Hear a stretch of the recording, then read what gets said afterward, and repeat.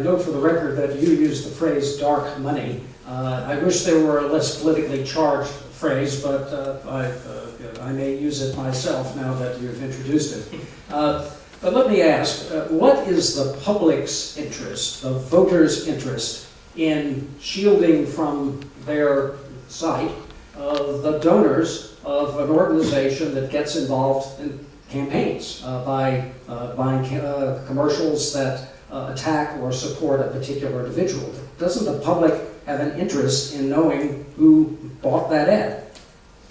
I would say no. The public does not have an interest that is enforceable through government law. Remember, it's not that you don't have the right to know who speaks. It's that the government does not have the right to force speakers to disclose who they are or who their donors are. Most groups who speak in this area willingly disclose their own identity. You can't but help know when the NRA is speaking or the Sierra Club is speaking. Again, the kinds of groups that we're talking about. The public, whatever the public's interest is in knowing these things, is fully satisfied by knowing, well, the NRA said that, and I don't need to know anything more about that. On that score, we always talk about this as a government of laws, but not of men. But politics is about both. That people, voters, are interested in knowing the individuals behind a campaign, not just the organization. So if that is the case, why can't or why shouldn't an individual, a donor to one of these organizations, be willing to be identified with that cause? Maybe they are willing. Again, I'm not saying they have to be shielded. I'm saying that the ability to choose whether to be public or not is the right of the speaker or the right of the donor. It's not a proposition that we can force on people. And so lots of people are very happy to disclose that they support this issue or that issue. That's their right. Perhaps they think it makes their speech more effective, but maybe it doesn't. It's ultimately, the speaker controls the message in America under our Constitution.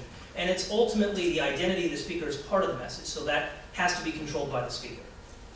We don't have too much time left, but I would welcome your using the remainder to give some examples of these acts of persecution and recrimination you mentioned. You said there were hundreds, but could you give us a few? Well, not time for hundreds, unfortunately. I'll give you a couple that I've jotted down just from my past experience.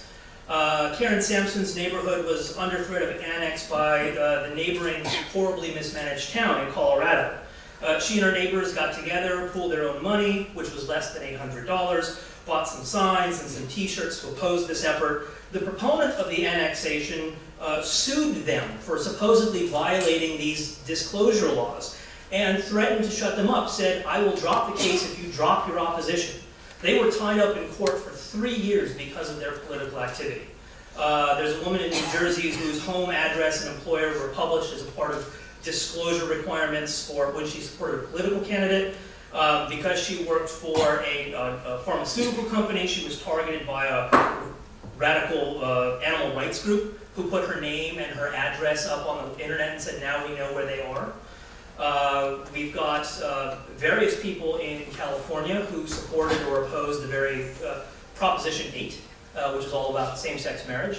And the news reports are rife with people whose name was put up on the internet and then protested because they had the audacity of putting their money where their beliefs were. Thank you, John. The next part of the debate will be the rebuttal phase, and we will begin with Mr. Undermeyer. He's ready. Thank you. The nub of the issue is becoming clear here, and I respect Paul's concern for the constitutional rights of individuals who want to get involved in the political process. And I'm willing to concede that someday a court may declare that those rights